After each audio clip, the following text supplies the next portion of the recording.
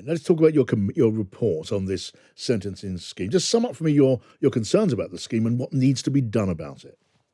Well, this is a scheme which was scrapped 10 years ago, and we're dealing with the aftermath of that, John. You remember they were brought in by David Blunkett when he was the Labour Home Secretary with a view to dealing with prisoners who were considered to be potentially dangerous in the long run. But the way it was implemented, as David himself accepted when he gave evidence to us, didn't work fairly or justly, didn't actually do what it was intended to do. So Parliament abolished these sentences, let's say back in 2012. Yeah. But we've still got some 3,000 people who are left over from that because, of course, that didn't apply retrospectively. And nearly half of those aren't people who've still serving their sentences. They've been released. You get released on a life license, like a license for the whole of your life. And they're being recalled to prison, sometimes not because they've committed further serious offences, which we probably understand, but because there may be administrative problems. They didn't turn up on time for appointments. Well, that's not good, but it may not be a good reason for sending somebody back to prison where they could be waiting for another 2 years before the parole board looks at them again.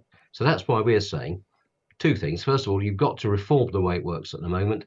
There's got to be much more support for prisoners with courses. They're supposed to go on courses, but often the courses actually aren't available, so they can't demonstrate that they're safe to be released. So they're being set up to fail.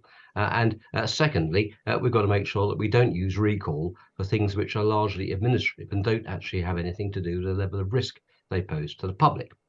That said, all that's tinkering around the edges. The real problem is, as David Blunkett himself said when he gave evidence to us, as Lord Thomas, the former Lord Chief Justice, said to us, all of that's sticking plaster. Essentially, this is a scheme which Parliament said was no good, but it didn't tackle those who were being left behind. So we should resentence everybody. That requires an act of Parliament giving the courts power to resentence those prisoners to what now we will call a determinate sentence. Yeah, don't mess around with the problem. Just get rid of the cause. Yeah, grasp the nettle, John. Yeah. Right.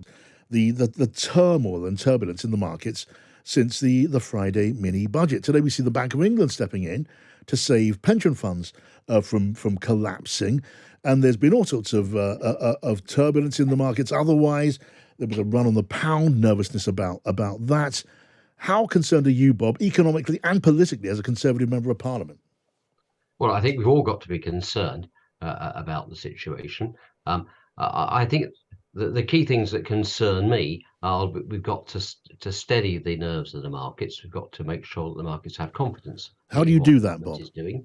I think, first of all, the Chancellor's got to bring forward his medium-term financial strategy. Waiting till November is not, I think, a realistic option.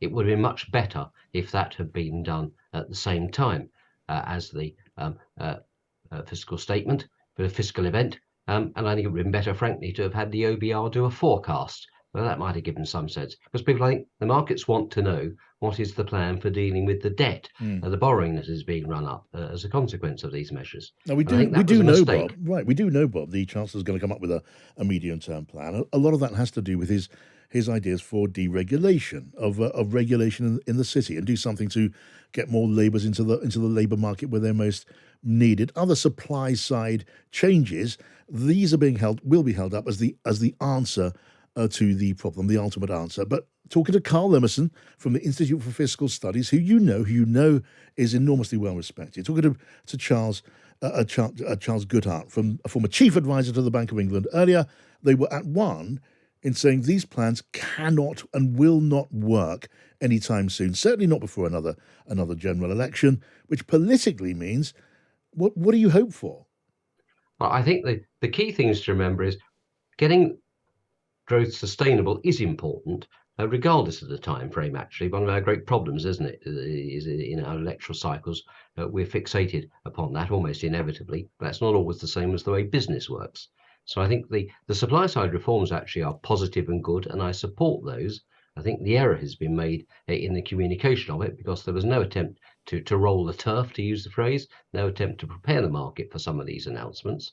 And I think things like the reduction in the 45p rate wasn't something that anybody was particularly asking for or expecting, and that's got in the way of the message about the very valuable supply side Well, so report. can But I that think be? you need Can to that have top more rate? of that. That's the key thing. Right. So can that top rate, as you pick on that, can that top rate tax cut? Can that be scrapped now? Is that feasible? And if it was scrapped, would it make much difference? It doesn't make a great deal of difference, I think, in the economic terms, because it doesn't actually raise a vast amount. But I think the concern I had politically was the messaging of that. The time when we're dealing with a cost of living crisis, and we're probably going to have to say to everybody there's going to have to be a collective tightening of belts to some degree, then I'm not sure that sent the right message, frankly. The other bit I think that we do have to have is to flesh out a lot more what we're going to do to boost productivity. The Prime Minister talked a lot about that during the election campaign, quite rightly. Our productivity levels are only about 2/3 of those of France and Germany, and that's been the case for many years. Yeah. So I think much more on that is required, and soon. That's what I'd say. All right.